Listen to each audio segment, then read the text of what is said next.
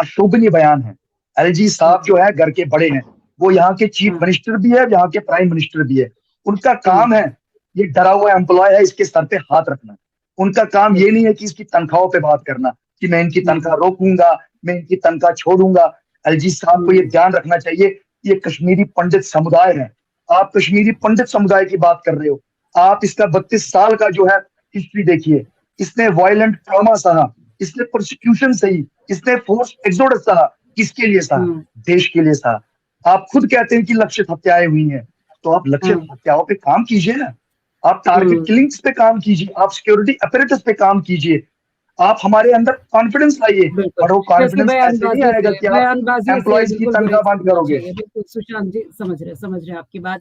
अश्विनी जी हमारे साथ है, डीएपी के स्पोक्स पर्सन। अश्विनी जी, बयान तो गुलाम नबी आजाद साहब का भी आया है और जिस तरीके से उन्होंने साफ तौर पर यह कहा कि अगर मैं गवर्नमेंट पे होता या मेरी पार्टी सरकार में होती तो मैं ऐसे कर देता, मैं ऐसे कर देता। पॉलिटिसाइजेशन क्यों हो रहा है? अगर गुलाम नबी आजाद जी इतने ही कॉन्फिडेंट है तो उनको जाकर मुलाकात तो करनी चाहिए थी ना, एक बार मुलाकात कर लेते।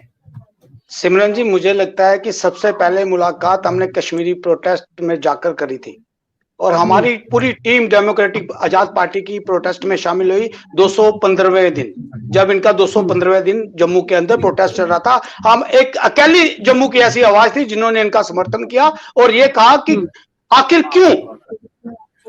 क्यों कश्मीरी पंडितों को बलि का बकरा बनाया जा रहा है कश्मीर के अंदर, हमारा ये प्रश्न था।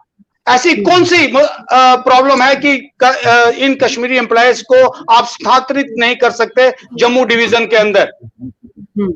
जब हालात ठीक हो जाते हैं तब वापस चले जाए। लेकिन उस तरफ से मैं आपको ये कहना चाहता हूं कि जो एलजी साहब ने अपना बयान दिया है ये उनकी पूरी तरह से हताशा में भरा हुआ है, क्योंकि उनसे हालात संभल नहीं पा रहे हैं और इस तरह के असंवेदनशील और दुर्भाग्यपूर्ण बयान दिए जा रहे हैं कि जो कि किसी भी सोसाइटी को कबूल नहीं है। ये बहुत ही दुर्भाग्यपूर्ण बयान है, क्योंकि मैं भारतीय जनता पार्टी के यहाँ प्रवक्ता बैठे हैं, मैं इनको बताना चाहता हूं 1990 में जब भारतीय जनता पार्टी की समर्थन की सरकार थी तब कश्मीरी पंडितों का विस्थापन हुआ था और उसके बाद अब 2022 में जो है वो भारतीय जनता पार्टी की सरकार है। आखिर ऐसा क्यों होता है कि जब भी भारतीय जनता पार्टी की केंद्र की समर्थन की या केंद्र में उनकी सरकार होती है तो कश्मीरी पंडितों को विस्थापन सहना पड़ता है? प्रश्न ये है क्योंकि इनके पास गवर्नेंस करने का कोई भी पुख्ता जो है वो प्लान नहीं है।